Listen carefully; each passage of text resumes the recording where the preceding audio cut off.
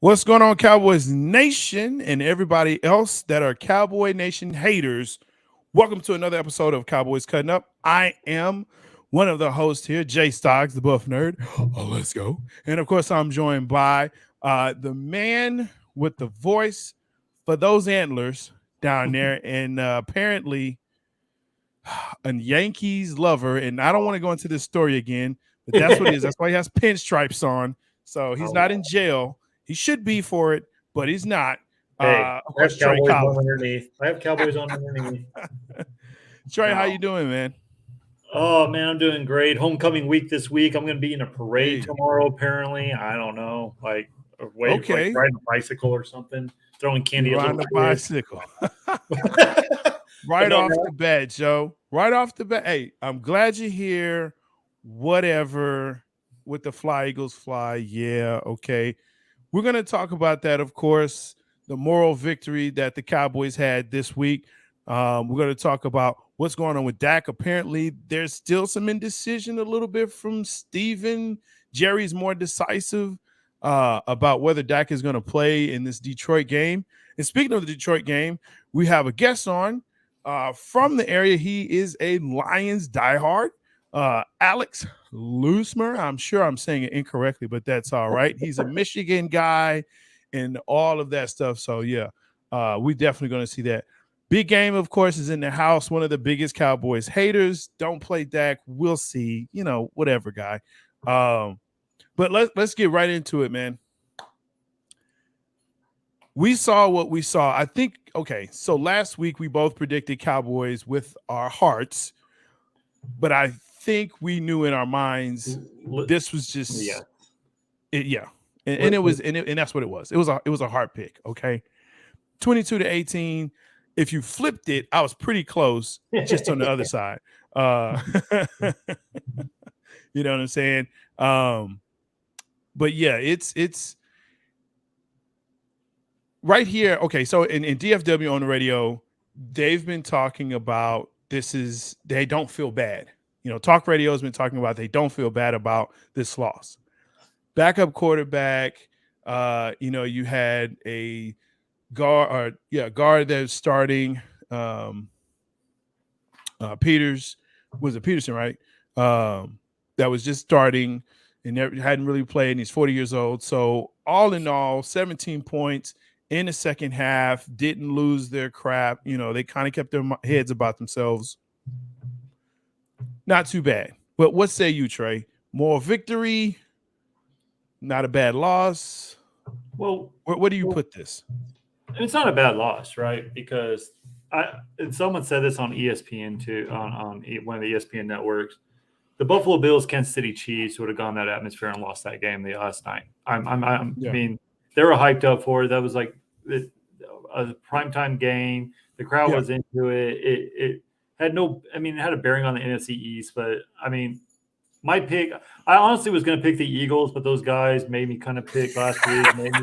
I just had to pick the Cowboys, and I was hoping the guys made you pick the Eagles. They did. The Cowboys. Okay, I hear you. But I think me and you both picked the Eagles to win the division anyway, right? Yeah, we did. So I mean, I did it because look at their schedule. The only tough games that the Eagles have that I thought at the time were the Packers and and us, right?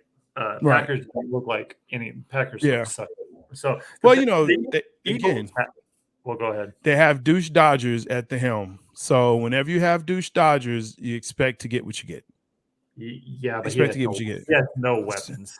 He has no weapons. He scared him off, and that's what he is. But you know, I felt bad about the loss, honestly. I did say last week that Jalen Hurts is a weapon to be reckoned with. And people told me he wasn't. Oh, dude, he's making first downs with his legs. And that was the thing that scared me. And then, what's up, Matty? What's up, Dieter? Good to see you, man. Our Philly guy from last week. We're gonna have you on again, man. We're definitely gonna have you on again. He hurt us though, because what did he do with Micah Parsons? He neutralized him. Well, and that's the thing. I blame it more on the fact that he was not Okay, Dan Quinn, but I don't think he ever really saw that before. He had to make decisions that he didn't have to have made before. I didn't say that rightly, but yeah, Oh, good he's a God. weapon. He's a weapon. We knew this was gonna happen. He's a weapon. Okay. We say y'all lucky the OT got hurt. That's Yeah, what I'm saying. No, no. yeah, okay, We're going to talk about that for a second. sure. Everyone's talking about how he handled Michael Parsons. If you go back and watch the tape, Michael Parsons was getting like Jalen Hurts was getting the ball out Yes, quick, right? Like you yes, look at all the defense. Michael Parsons was still in the backfield, and he he didn't was own Michael Parsons. Let's just be honest with ourselves. Michael until Parsons. he had the RPO. Whenever it was RPO, Well, when you're the only one over there, yeah. un- What are you going to do? but that's the thing. That's the So it's not thing. Michael Parsons' fault. Like, what are you going to do? I'm not blaming him. All I'm saying is he was in a situation where he had to choose. And if you stop, you're done. Okay. It's like a shark. Okay. If you stop swimming, you die. So to me, that was that whole Not piece. necessarily. You can hit the shark in the nose. No, no. Oh my gosh. When- Throw that on Shark Week. They don't like getting hit in the nose. Let me tell you something. Trey Collis, if you hit a shark in the nose, you come talk to me, brother, because you are a bad man. You know what I'm saying? Listen, You're a bad man. I went diving in Destin, Florida, dude. I lasted 5 minutes. I could not. I was like, I went back on the boat. There's something weird about breathing underwater, right? I'm like, no, I'm just sitting there on the lifeboat while everyone else is from like, no. Look, I'm telling you, man. But he definitely was a weapon. Now, like we said in before we came on, the second quarter. And I kept saying, if we can survive the second quarter, because they played in a short field the first quarter and really the first half. And one of the other things they did was time and clock management. They were awesome at that in their first half. They were awesome. They kept the ball away by using Scott and using Jalen Hurts, right? By running here and there, playing runs, and just ensuring that, hey, that's what they needed to do. So hats off to them for that. We kind of knew this was going to be what it was, so that's what it is. But moral victory for Dallas, I guess. I don't believe in moral victories, but I don't either. sure, A loss okay. is a loss. Okay, a loss is a loss. And please excuse my dog. She never plays with this damn toy until it's time for Cowboys cutting up. So whatever. So excuse me why She has a voice. I don't believe in moral victories either. But as soon as the game was over, I texted all my cousins and everyone who's Cowboy fans, and they basically, I said, "Hey, if I were to feel good about a loss, it was this one. We turned the ball over 3 times. Yeah. The Eagles didn't turn the ball over none. We cut it down to 3 with a backup quarterback. We ran the ball really. If Cooper Rush if he hits CeeDee Lamb instead of throwing that wobbly duck that got the interception at the third interception, right, where CeeDee Lamb was wide open, who would have known CeeDee Lamb would have caught it anyway because he's known for there is a such thing as moral victory, big game. But if he would have caught that, we're right in the game in the fourth quarter, and who knows, right? Like our defense was into it. But then again, like we get in within 3, and then the Eagles run it down our throat. We could not stop the run to save our lives. Yeah, and I do blame I think the game switched on this aspect too early in the first quarter or late in the first quarter, where CeeDee Lamb got the first down, clearly got the first down, and we went fast tempo, and they called it fourth down. Appreciate you. They called it fourth down, and I think that's – and if we would have got a first down, I think it would set our offense down a little bit, and I think we could have probably scored another thing. I think it would have been a lot closer game. But, hey, we have Dak – let's see. Now, let's put up our shut-up time now, right? Dak Prescott's coming back in the next 1 or 2 weeks. We'll get into that a little bit later. But all these Cowboy haters who are saying, oh, keep rushing. Those are the ones that are scared because Dak coming back, and they know what Cooper Rush like. Our offense doesn't expand with Cooper Rush as it will with Dak Prescott. But we'll get into that a little bit later. All right. Well, I mean, we got another game. Hopefully, he is actually, good to go at that point. If not, then we'll see. We will definitely see. But now let's go ahead. Let's welcome in our guest as we preview the Dallas Cowboys versus the Lions playing here. 12 o'clock. Should be a great show. Great game. Mr. Alex Loosemore. Am I saying that right? Yep, you said it right there. It's exactly how it looks. The game. Take that, punk. That's right. Look, Alex is the host on the NFL Edition show on Bucs Report, as well as Let's Talk College Football on Let's Talk College Football. Welcome. We're broke. We can't get the sound effects, so I got to make them all. But there you go. Glad to have you. Thank you for having me. Yeah. So let's talk. Before we get into Cowboys, let's talk Lions. So you get Jared Goff, you get rid of Stat Pafford, right? And it looks like the Lions is just going to be the Lions. But as we kind of talked about, this season has been no other season, a season like no other. Oh yeah, it's absolutely insane because I mean, for a while there they had the number one offense in football, and even after that slouch of a game against New England. And having the bye week where other teams were playing, we're still top 5 in almost every category. But the defense is still arguably the worst in the history of the NFL. Like it is awful. Like absolutely terrible. Yeah. And big game, this game is not going to suck because the Cowboys are in it. So take that. Why don't you tell your boy Tom Brady to stop beating up on people and stuff? How about that? Trash. I mean, I kind of get where he's getting. Like this slate of NFL games sucks this week. It does. And it is a rough week. It's a rough week. This is a rough week. Well, yeah, especially when like last week you had Bills, Chiefs, you had Cowboys, Eagles, you had like there were a bunch of really good games. Yeah. I mean, look, every week is not going to be good, right? Like sometimes you have to watch an NFC South game, which no one wants to watch any of those. Or Denver Broncos. Because they're all horrible. Or the Broncos in prime time. Yeah. AFC West. I thought AFC West was going to be really a lot better than what they were. And like, we're just AFC. That's it's all going to go through the AFC West. No, it's not. It's Kansas City and Buffalo, and that's pretty much all you got in the AFC. And that's all it is.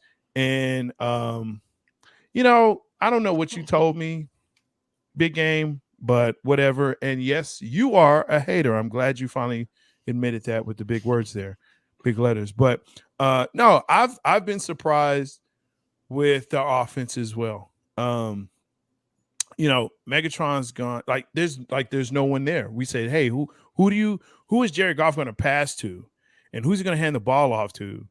And they've figured it out. So, like I said, what's the speak around Detroit right now? So offensively, when everyone's healthy, it's almost like they feel like they're unstoppable because you look at some of those defenses we played, like Philly's showing up very well defensively. I mean, Washington's been hit or miss. Minnesota's been hit or miss. But at times they played very well, and we imposed our will offensively in those games.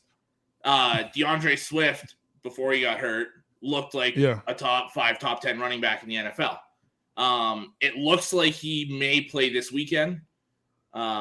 He's kind of a day by day, if I can play, I'll play situation with his ankle and his shoulder. But Jamal Williams was doing just fine by himself there. Josh Reynolds, the third string, was picking it up well. To me, the reason the offense is working so well is that offensive line. We've got last year, it was billed to be one of the best offensive lines in football. And then you lost the center, Frank Ragnow, week 3. Taylor Decker didn't play till week 9, your left tackle. You had a rookie right tackle. Vaitai was moving from right tackle to right guard. So you had so many moving pieces where you couldn't get that chemistry building. This year, they've had the starters pretty much the entire year. And even when they had to put a backup in, that backup was playing solid because you had 3 or 4 starters around them. So it's giving Goff the time to find these receivers, let them eventually get open, building these holes for Swift and Williams and all these running backs to run through. And it's really making Goff's life easier, especially. To me, the big difference is the offensive coordinator, Ben Johnson, this year. He's really opened up the offense. He sat down with Goff and they figured out what he likes, what he doesn't like. And they built the playbook around Goff. Are you talking about an actual OC / or even an HC that's catering to the players and not the players trying to fit into a system. Yeah, it's amazing how that works. That's crazy. Yeah. So offensively, it feels like we're on top of the world. Because you put what? How many did you put up on Philly? 35. 35, right?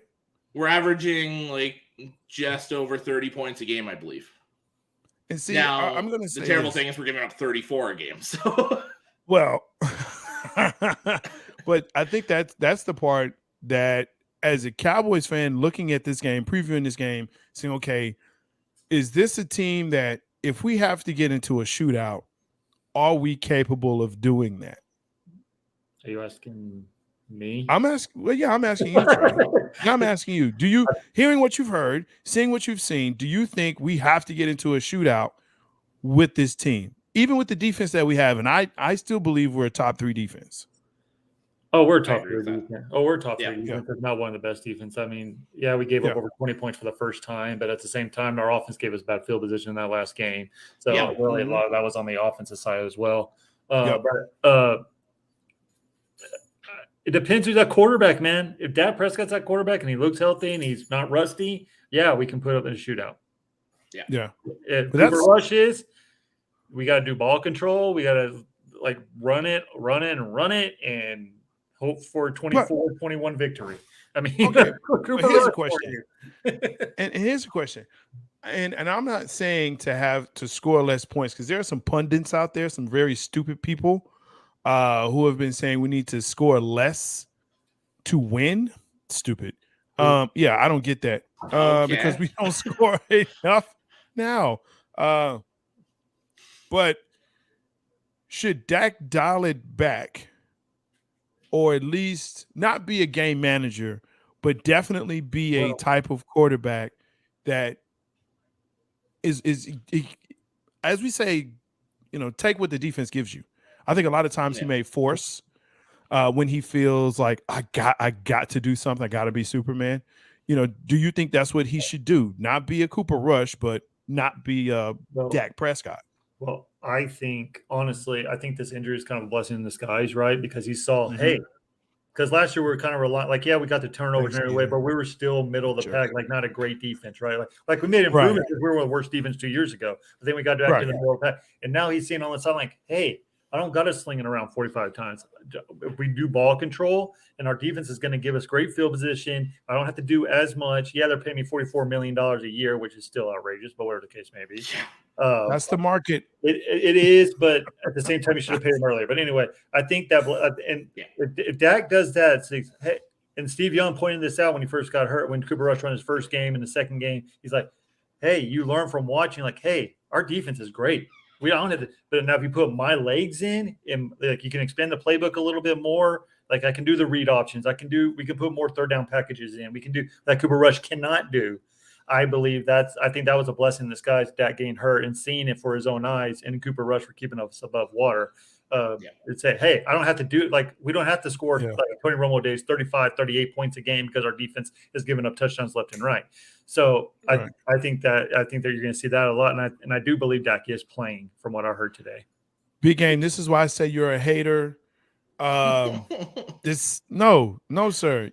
Is Herm Edwards once quoted, you play to win the game. The only way you can win this game is score more points than the other person. Okay. Yep. So how do you do that? You continue to score. You don't kick, field goals the whole game, which we've done before. You don't punt. I wish we kicked. Well, there's that part for Detroit. Like for you guys, it's 4 downs. We playing every down. It sure seems like it, man.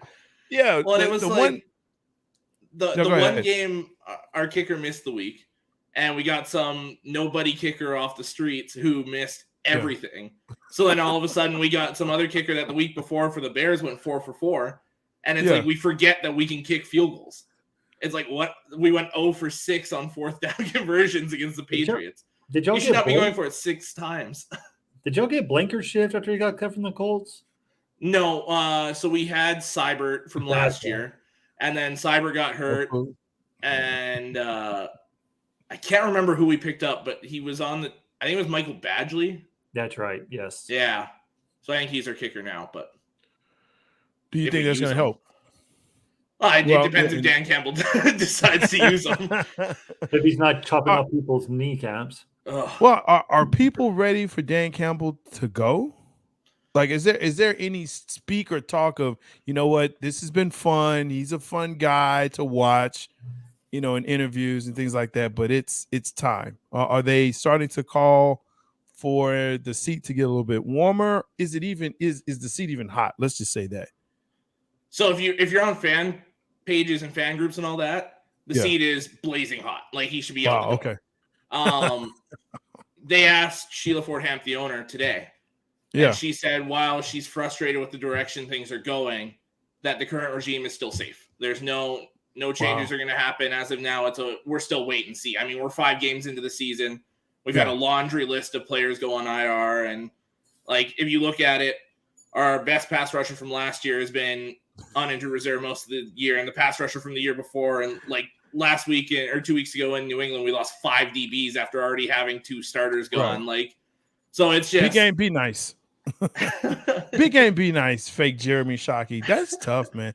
He favors, but be nice. Yeah. But yeah, I mean, down here it's kind of one of those things where Detroit and I mean, even kind of like North, like Carolina, like those types of teams, the Jets, like you're like, oh yeah, that's right, that is an NFL team up there. Yeah. But that kind of, and I don't want to say mired in mediocrity, but it seems like there's a mindset around the Lions where you have your core Lions fans, and then you have kind of everyone else. Like, well, we have a baseball team. Let's watch that, or let's watch hockey, or let's watch Michigan or someone else. Like, they do other things than watch NFL games. They watch the Lions. But I do think that even this year, it's been. I've liked it because I think Jared Goff got a raw deal coming out of coming off the Rams. I just do. I think Stat Padford is Douche Dodgers Jr. The second. I just don't like the guy. Okay, that's totally fair. I'm sure. No, he's a douche. It's just, how do you let someone fall off a stage? You look, you're like, oops, let me walk away. Yeah, that was not a good look at all. There's no defending that. I just can't, man. I just can't. What's up, Dieter? How do they feel about the running game with Deuce as the running coach? I love it. Yeah. I mean, they're running well. Yeah. They're running well. They're running well. Swift was averaging somewhere between 5 and 10 yards a carry. Like, yeah. That alone, they're just like, just keep it rolling. Keep it rolling. Yeah. Yeah. And I think for me, that's scary for Dallas, because for whatever people want to say, that run defense is still not that great. It's still not that great. It is in spots, right? Like, but when we really it sucks. Like when we're down 3 and then the Eagles just running down our throat, and that like those plays. And then when Fournette just runs on the second half, exactly. It's good in spots, but then it's not good when you actually need it. That's our only that is our one weakness. But and I got to go back to what the Detroit fans are watching. Hey man, Detroit Pistons basketball. That's going to be a good team this year. It's going to be a lot of fun, yeah. That's going to be a lot of fun. I'm telling you. But, dude, I differ on Jared Goff. I don't see it. I just don't. There's a reason why the Rams got – and Matthew Stafford was not a big upgrade. They just got hot at the right time. You're seeing it this year. He's not that great of – he's not a Hall of Fame quarterback to me at all. I'm sorry. See, to me, he's still, like, right on that bubble is where I see it. But – I mean – They got hot at the right time. So for the Rams last year, I mean, they had to place a Buccaneer team who was already like, they lost their wide receiver. I mean, who threw a tantrum. They had to play Arizona the first week, who all know that they sucked at the end of the year. Cliff Kingsbury should be fired. Should never been a head coach. We put up 35 on them, absolutely destroyed them. Like, that says something. And then so there you go. Yeah, it does, and again, I think that's the part that is scary to me, is that again, we talk about Dallas's defense, but the Eagles have a good defense as well. Yeah. They're not great, but they're good, right? They're And fast. so to be able to put 35 up on them, now, I'm not saying that they'll put 35 on Dallas, but they've kind of figured out some things, and they're looking at some players that, hey, you know what? You don't know about us. Let me show you. And especially again with that running offense, that run offense, that's scary to me. If they're able to get through there and utilize the run that keeps our offense off, our defense showed that they can get tired, right? Yeah. A little bit in that Eagles game. They showed that they can. Parsons is not 100%. He's still formidable, but he's not 100%. So I'm really and last week showed their frustration. When they got frustrated, they didn't do well. You know, they really had some issues and costly penalties that realistically that could have turned the tide of the game. Oh, at the end of the first quarter when they got the touchdown, when everyone in the world knew they weren't going to snap that damn ball, that pissed me off. But anyway, this is Lions Week. Go ahead. I'm sorry. Well, yeah, but I mean that's some things that hopefully they've pulled in. You know, Diggs taking his helmet off and slamming it on the field. I don't have a problem with that. That shows that he cares, right? Like we didn't see that before. He cared, and he got frustrated because they weren't throwing the ball his way either. They weren't throwing the ball his way. No, they weren't.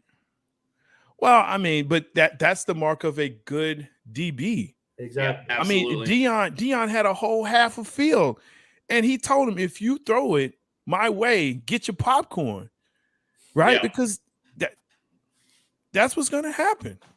That's what's going to happen. So, I mean, that's respect. I call that respect. Now, absolutely. You know, the thing that I'm curious to see again is just that run game, that defense on both sides, how the adjustments, because I think that's the other part too, is watching the Lions, how they adjust throughout the whole game. And I do believe offensively they've been able to do that. Yes. You know, and kind of figure out some things. Hey, this worked, this didn't work. And then from the first half to the second half, they've been able to really kind of transition to say, hey, you know what, we're going to make this work. So that part of it, yes. The defense, I'm surprised. I thought with this coach, it would be better. You're not the only one. It would be better, but it has not. It has not been. So that's why I asked that question. You know, where is he? And no, prime time is not human. This is a fact. We all know this. But where is he on that seat? You know, and do you think that will he last the season? Yeah, I do think any change will happen at the end of the season. Just because if you look at the Lions' schedule, we've got a tough stretch here with you guys, the Dolphins, and the Packers are still a tough team. For us, they are. And then I don't know. You got the Giants and the Bills as well. So, God damn, dude! Like y'all got like a schedule, dude. And then after that, it's like I don't remember the exact order, but we get the Bears twice. We get the Jaguars, the Jets, the Panthers, Vikings one more time. No, absolutely not. And we play them in New York, so that's why. Like, I think that's a loss, definitely. Yeah. But there's still a realistic chance for improvement based on last year. There's still a chance for 6-7 wins. Do you think you have a chance? Okay, so let's talk NFC North. Okay. Do you think you have a chance to do something in the NFC North? Even at this part of the season, do you think you have a chance maybe? Because Green Bay looks like crap. We can all attest to that. And that was really who's been running it for a while now. Now that they're not there, Minnesota, and for some reason people just believe Minnesota is just this team that's so good, but I don't see it. I honestly don't see it. Well, Minnesota should have lost the Chicago Bears if it wasn't for that turnover at the end of the game. Minnesota, we saw what he is. Kirk Cousins is on prime time. They should have lost to us too. Yeah, exactly. They're hanging on by the skin of their teeth. I think the Minnesota Vikings are going to come back. Green Bay might come back up a little. For some reason, Green Bay always has an easy freaking schedule at the end of the year. I don't understand because I guess they play in the North, whatever. But Chicago, we can very much write them off. Justin Fields is only playing this last of his contract. He's not going to stay in Chicago anymore. Detroit, if they get on a little hot streak, but you just read off their schedule, yeah, that's going to be tough. It's going to be tough. That's going to be tough with the Bills and the – See, James, there you go again. Oh, my God. It's not a cake schedule. It's not cake. I'm telling you, it's not. It's easier the second now than it was at the beginning of the year. Strawberry shortcake. Like we had the Buccaneers, we had the Bengals, and then we have the Eagles. Where the Eagles, on the other hand, don't play anybody over 500, it seems like, except for the Minnesota Vikings, which we all know is not on prime time. And then the Detroit Lions, who were like one of the worst teams in the NFL last year, and they look at their schedule, it's probably like number 2 or number 3 toughest schedule in the league. So that's something about the schedule. Right. And I mean, we know the Eagles have one of the easiest schedules because they're so easy. Yeah, it's because they're the Eagles, and of course they're going to cry about it. Cry Eagles cry. That's what they do. Y'all still got to play the Giants too, right? Yeah. Giants are no cupcake. No, they're really not. And so and I know that's why Big Game had to recant what he said about the NFC South and NFC East. How the NFC South is better than the East, and it's not.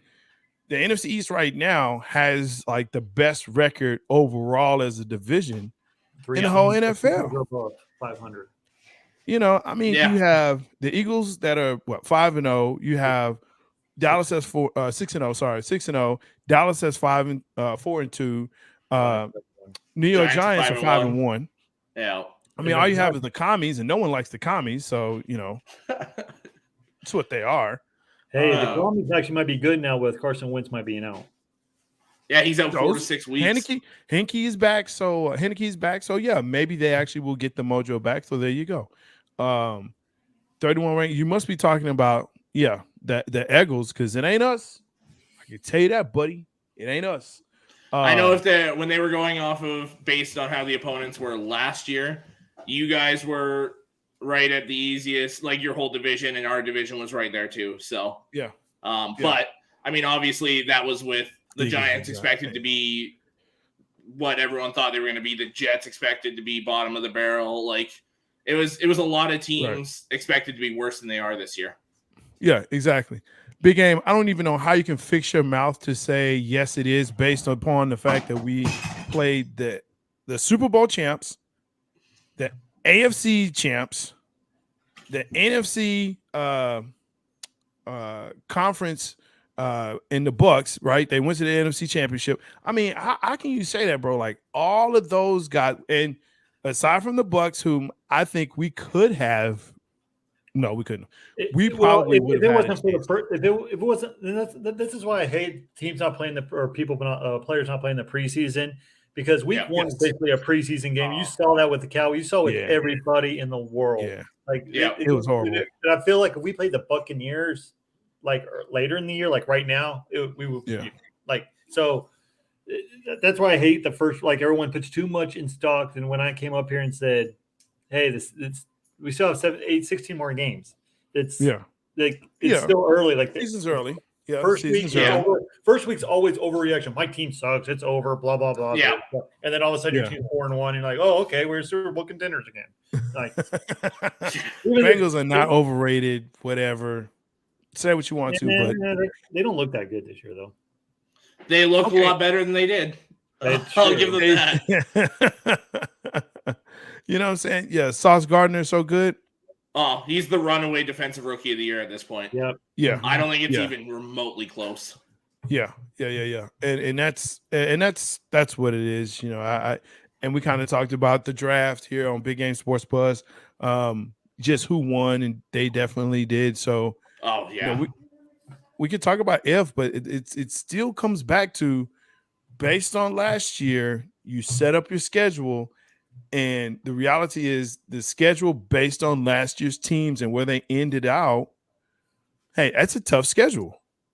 That's a tough schedule. Now you come forward this year. Yeah. LA is not what they were. The Bengals, they had lots of injuries, especially on that offensive line. So they don't look anywhere near what they were, and their defense is not showing up anymore. Tampa Bay they can't score 20 points. So I don't even know why he's talking. And I said this, he misses Gronk. He needs Gronk. Yes, they have problems across that offensive line as far as injuries. But if you don't have that blanket, even if he's not catching the ball, it's the threat of Gronk. And in that part right there. And the blocking as well. Oh, yeah. And not to get a Buccaneer, because this is a Cowboy show, and this is the last thing I'm going to say about the Buccaneers. Sure. I think that personal life of Tom Brady's affected him too. I do. Yeah, 100%. I think he should have stayed retired, and I think it's affecting him in the Buccaneers season right now. We should have stayed retired because he's old, and he's getting hit, and he doesn't like it. So, yeah, there you go. It's the O-line. Yeah, it's the O-line. We said it's the O-line, but it's also I know you said group, but I know you meant Gronk. Gronk was a threat. Again, it's not the fact that if he's going to catch it or not. It actually, that's what it is. Is he going to catch it or not? And you know that you have no one. You have no one that can cover him. There's no one that can cover. You can't put a safety on him because they're too light. You can't put a linebacker on him because they're too slow. You know what I'm saying? And so you're not going to have that's all you got. You're not going to put a corner on them because, again, they're too light. So, all right, let's go back to this game. I'm tired of it. With the same Buccaneers cutting up. Is Bucs Report? I'm done with it. I mean, when the Falcons are tied with you and you had to get our stupid roughing the passer call, and the Falcons should be first place right now in the South. I mean, come on. Yeah, well, there's that part. Yeah, and we can end on that note. So supposedly Dak is going to play. That's the rumors right now. No one's been very committal, but I'm pretty sure he is going to play. He's been squeezing everybody's hands when he shakes them, as hard as he can, give them the death grip. Yeah, and clapping like, look, yeah, right. What an idiot. Dak comes back. Does that prove to be a scary thought or a scary look now that if Dak is there and let's say he has learned some things from Cooper Rush, the backup, does that prove to be scarier now that Dak is even coming off the injury? I think it's going to be a game or two. Like, I think it's going to be the Packer game until we can find out. No offense against the Detroit Lions. They're better than we thought. They're good foot. You can't sleep on them. No, I'm sorry. I'm not. No, defensively, you can lay down and take a nap and you'll be fine. And then the Bears, we all see what they suck. They have no defense. They have nothing. They have no offensive line. They have nothing. They have no weapons. And then we have I think it's going to be going in Green Bay against that great defense that they have, apparently, even though the Jets put over whatever. I think that's when you're going to see it, because then Dak will get all the rust off. You have the bye. We have that extra week to get in sync back with Michael Gallup, who has not played with since he tore his ACL, because Michael Gallup came back after Dak got hurt. And then you're going to get James Washington back at some point. You're going to get, and then him and CeeDee Lamb probably have a better connection than what Cooper Rush and CeeDee Lamb, because they played on that first team. And then he's got to get a connection with Noah Brown as well. So I think I think these are perfect time to bring Dak back. No, like I said, no offense to the Detroit Lions, but your defense is not all that great. So I think that these are two preseason games that Dak needed, and I think you're going to see the rust come off, and then you're going to have a bye week, and then we start our season rocking and rolling the second half of the season with that light schedule that we do have. So I think that's where you're going to start seeing. I don't think you're going to tell too much on the Detroit. Dak can go off and have 400 yards passing this game. It's still not going to tell me anything until we play a defense like the Green Bay Packers, the Minnesota Vikings, and all that. That's what my feeling is. Okay, I couldn't agree more with that. Yeah. You have to put him in. You have to get him in, obviously, because he's your starter and he's $40 million sitting on the bench, and for all intents and purposes, like we said, I think even with Cooper Rush, it would be more of a challenge, but it should be a game we should win. It's a Dallas Cowboys, man. In the past, we played with our level. Yeah, if it's a shootout, then we won't, because our offense built the way it is with Rush. It's not built for shootouts. Yeah. It's just not. I think he can, again, get you about 22 points, maybe 25. On a good day, but if it's anything above that, then I would count it as a loss, or say this is not a game we're going to win. But with Dak, I really want to see pass and run a little bit, even if it's more pass. And when I say more, I mean like by maybe 5 to 7 more plays that are passed. But I don't want to see again the 50 or 45 passes. Again, an NFL game offense usually averages about 70 plays. If 50 of them are passed and you're splitting time with Pollard and Zeke. And here's the other thing too, and I've been wanting to say this. I've been chomping at the bit for this all week. Zeke can still run. I'm so tired of all the Zeke haters. Well, Zeke he always does. He always looks can good run. in the Eagles, though. He always looks Zeke good. can run. He'll look good on Sunday too. Yeah. I definitely think he will. No, he won't get killed. Zeke can run, so you have to give him the ball. You have to give him the ball. You have to give the ball to Pollard. I like the 2-back set. I like that you can utilize him. I'm still waiting for them to use Turpin. I'm still waiting for them to use Turpin in the offense. He has shown, even in that Philly game, that he can run the ball. Give him the ball. Let him be the Debo the Debo Samuel on for this squad. He can do that. But yeah, I think that right there is the one thing that has really been getting to me is that everyone's saying, "Oh, it's time to get rid of Zeke. It's time to get rid of Zeke. Just give it to Pollard. Give it to Pollard." If you have that attack going, that thunder and lightning that we remember back in the day with the New York Giants. Yes, I know you said something. No, I want to say something after you're done talking. I'm just raising my hand. Okay. I'm done. Oh, here, I'm going to say this. Make sure that you like, subscribe, and smash the bell. I meant to say that earlier. Make sure that you support. I always want to make sure that you know when we come on because we want to hear your opinion, even if it's wrong. Big game, I'm looking at you. Go ahead. Well, I was going to, in a big play in that Eagle, I hate going back to this Eagle game because it's Detroit week, but I'm making your point for Zeke here. When the third quarter, when CeeDee Lamb was wide open, who was a running back in?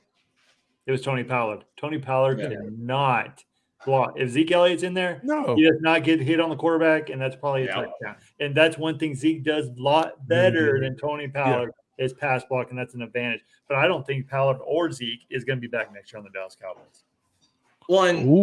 That's an interesting one there. That's a hot take. Here's the thing with everyone saying get rid of Zeke and Pollard's the guy Pollard looks solid right now as the number 2. When you get rid of Zeke and it's not that thunder and lightning and it's just Pollard, you don't know what that's going to look like. Right. He's not a 3-down back. No, he's not. He's not a 3-down back. Well, he is when you count him towards the slot. If he's in as a receiver. Well, then he's not a back. He's a slot receiver. Well, you can bring him into motion and do a slot back. He's a slot back if you want to say that. Grind your gears, dog. I mean, so would it be if I don't argue with you. Well, that's what we do. But no, he's not a 3-down back.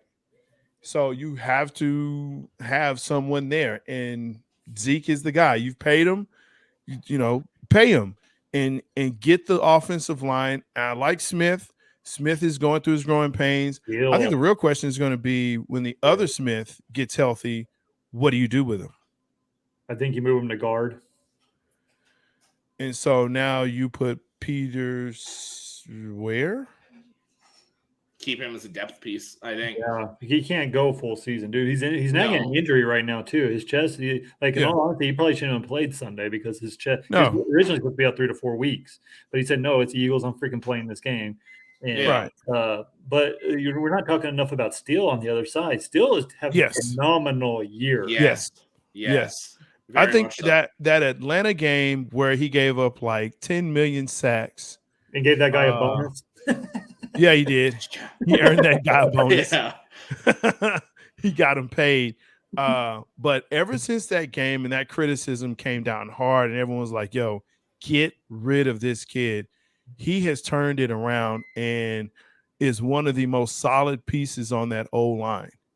For sure. And the he's one of Cowboys those solid knew what they were doing, keeping him and getting rid of Lionel Collins, who's doing Oh yeah, Lionel Collins. Yeah, he's straight trash. Yeah.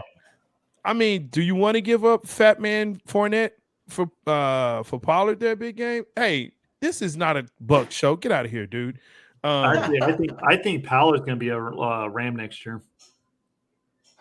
I don't know if it's a Ram or he may be a Charger. I think it's a Ram because Cam Akers after for a trade. They can't run the football to save their life over there in Los Angeles. They don't trust Henderson at all. And Sean McVay with Tony Pollard. Trust me, Sean McVay would use Tony Pollard the way Tony Pollard is supposed to be used. And here possibly. But one thing I'm looking at is well, I think we start talking about West out there, but with Pollard, I think he can go somewhere else as long as he's not asked to be a 3-down back. Now that's the point there, because now when you put him in a pass block situation, you already know what you're getting or not getting from him. And there's some lapses here and there. Can he run in between the tackles? I think that's still kind of questionable.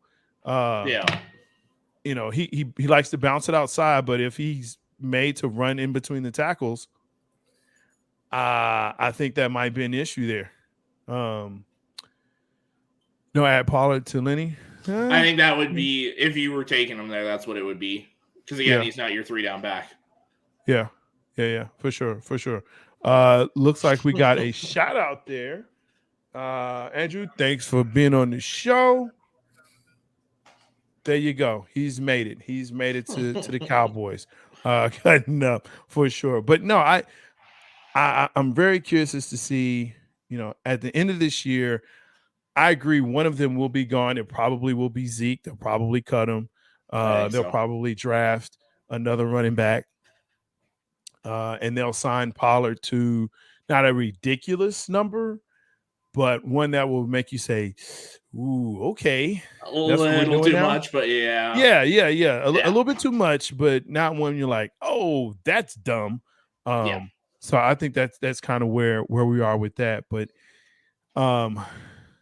you're going to have to do something. I still believe, even though they signed I'm having a brain fart. Even though they signed Gallup with the knee, he can't get open. In my opinion, he has to fight for every pass, every catch. CD is kind of the same way at times, and his drops worry me. Again, he's not a 1; he's more like a upgraded 2. Yeah, he's like a 1B. I would say, he's a 1B. Definitely not a one of those. Thanks for the likes and the love. We appreciate it. But definitely not the guy that's going to be. He's not the man yet. And so, there's been a lot of questions here about whether he should really wear the 88. And,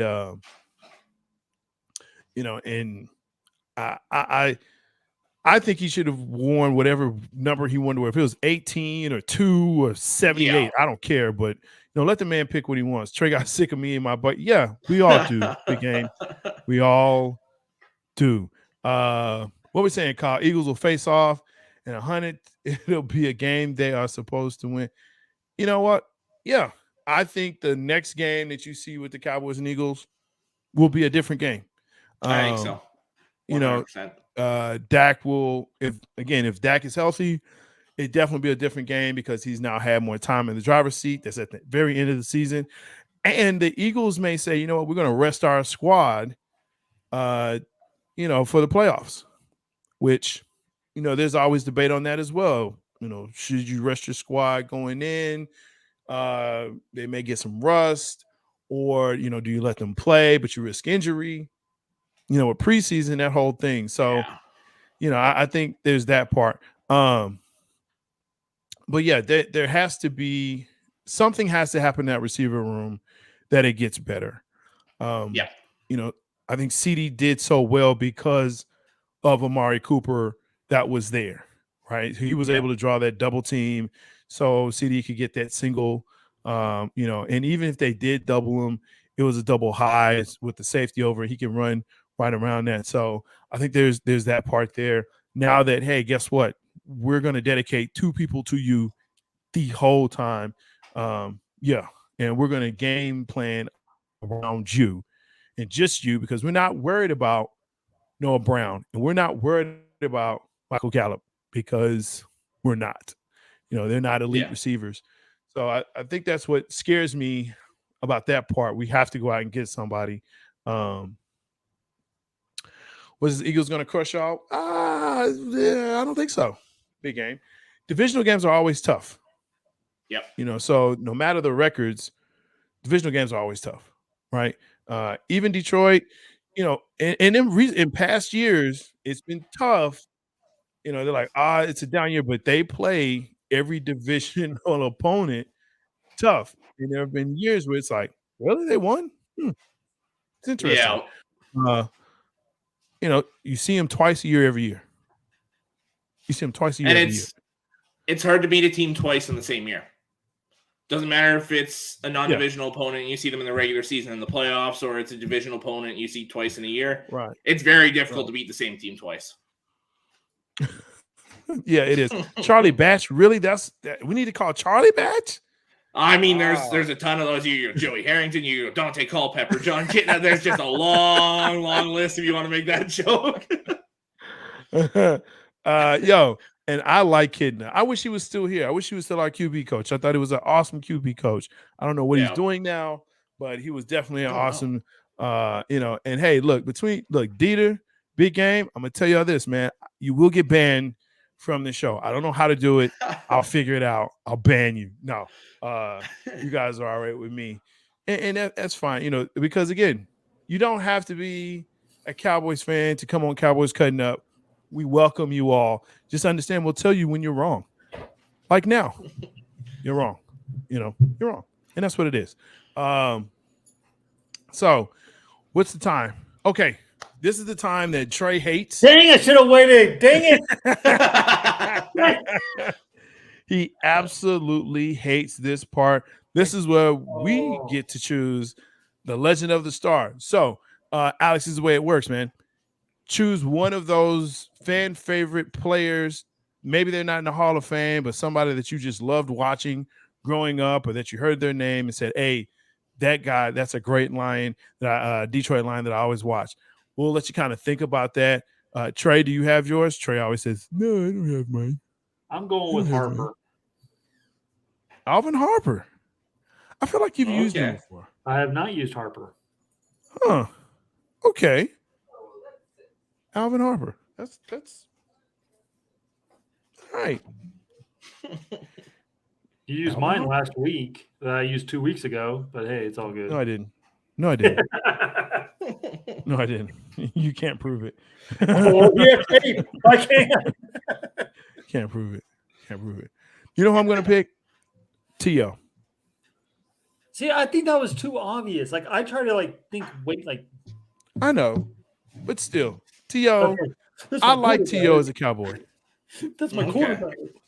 Look, if for nothing else, the sound bites. But look, T.O. did great. He did great stuff here. He did. While he was here. So, yeah, he's my legend of the star this week. Shout out to those two, Alvin Harper, Terrell Owens, both receivers. There you go. Big receivers, too. Alex, you have a line that you just love to watch, or someone that was definitely one of your guys? To me, I'm going one that I go back and watch old tape of because he played before I was born, and that's Chris Spielman, the linebacker. Hey, all-time leading tackler, just phenomenal defensive player. I love watching tape on Spielman. Yeah. He,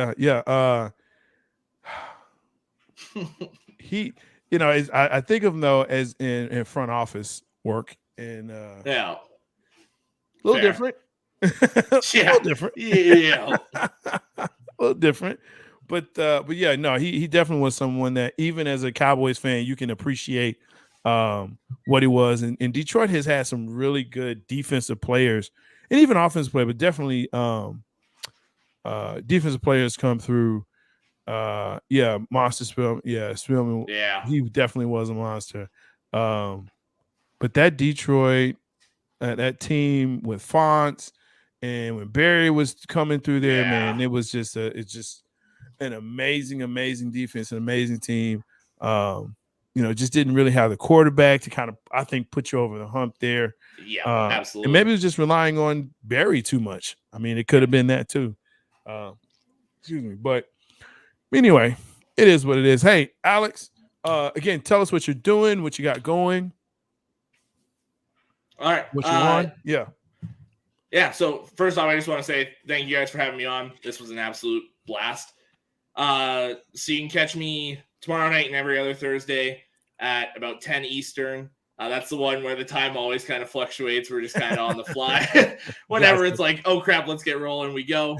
Typically around 10 Eastern. The NFL edition on Bucs Report.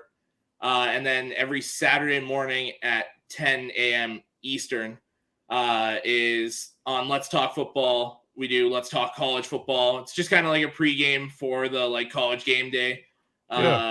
Look forward to what's that? You need to bring me on that show. I would love to. Absolutely. I love college football, and I wish I could talk about your mission. Whatever. Go ahead. Wow. Trey. So, 10 a.m. Eastern on Let's Talk Football. It's Let's Talk College Football. Usually goes about an hour. Just talk games going into it. Usually we'll do like a weekly update on like a Tuesday, Wednesday, sometimes Friday, just kind of whenever we can fit it in. Top 25, Heisman, all sorts of stuff, everything college football related. Cool. So I do got a question for you. You being a Michigan fan. Okay. It's nothing hatred towards Michigan. Are you tired of these freaking 12 o'clock kickoffs for y'all? Or see, like every week, big game on Fox. It's the Michigan versus somebody. I'm like, come on. See, for me, I'm actually out west. So for me, it's 10 o'clock in the morning. So I can get up, have breakfast, watch the game, and then I can go about my day. So I'm fine with it personally. But yeah, if I was out there where it's at noon, then yeah, I think it would be a little annoying, to be honest with you. It seems like every week our big Michigan versus Iowa. Really? Michigan versus Rutgers. I'm like, seriously, come on. Michigan? Yeah, didn't. The Maryland one I understood because I've been high on Maryland all year. The Iowa one didn't need to happen. No. Penn State I understood. And they got the rights to that one before the season even started. Yeah. And then Indiana. That one didn't need to be the big kickoff. That didn't even need to be televised. Yeah. That shouldn't even been televised. Yeah. To me, the only ones that are those like big time games, like I threw Maryland in there this year, and then Penn State. I wouldn't even throw Michigan State in there this year because they're that bad. And obviously Ohio State. Yeah. But you got to put that in because that's a rivalry game, and so anytime it's a rivalry, that's always an 11 o'clock kickoff. There. That one we're going under the lights next week. The Michigan State game, we're going under the lights. Who do y'all have? Michigan State next week. Oh, that's right. We're on the bye this week, and then MSU next week. Yeah, only two, Ohio State and Michigan. That's about it. At this point, yeah. Now, and I think that's like Penn State's a good team, but we saw last week they're not at the level of these other two. No, they're overrated. And then, they're good, not great. That's what I say about them. Same with Maryland. Iowa's way down there this year. I think like Illinois is going to win the Big Ten West this year. Nebraska has a chance. Stop it. And on that note, no. Hey, cocaine, I don't know, Andrew, about that, but And on that note, hey, thank you for joining us because now we're getting into foolish hours. You know what I'm saying? Yeah, Texas. Hey, they survived Iowa State. Hey, if Texas wins this week, start paying attention to college playoff. I'm telling you. I've been saying this all year with viewers. I think they're a borderline top 10 team in the nation. I think they're that good. With viewers, I think they're top 5 right now and undefeated. Yeah, I think you can definitely make that argument. Yeah, they would have beat Alabama because he threw. They should have beat Alabama. Yeah, and then they would have lost at Tech. They would not have lost at Tech. But they would have put up way more than 49 on Oklahoma because they would have been on a roll. But you're a 2-loss team, even if it's a 1-loss team in the SEC, you know they get in. Point blank, period. Especially if you're Georgia and Alabama. And here's the thing, though. If it is Alabama, then because as the committee votes, you're supposed to look at the losses, but how they lost. That's so that crap. loss against Alabama is going to come up. It's That's crap. going to be a long discussion. Yeah, it's crap, and you know it. Hey, appreciate y'all coming through. Again, Wednesdays at 8 p.m. Central Standard Time. You can always catch us there. Check out Alex. Great guy. Great to meet you. Great to have you on. We'll have you on again. Let us know when you need somebody to fill in for some college football, man. We'll definitely talk that on a Saturday morning. Trey Collis, the voice of the Antlers, and of course you can catch him on Hill Country Sports. Right now, I caught him on Saturday, man. Pretty good stuff. Pretty good stuff y'all got going on. Yeah, it's good stuff. It's kind of low end radio show, but you know, hey man, low end eventually gets to the high end, right? Absolutely. So appreciate y'all. Have a good one, and peace to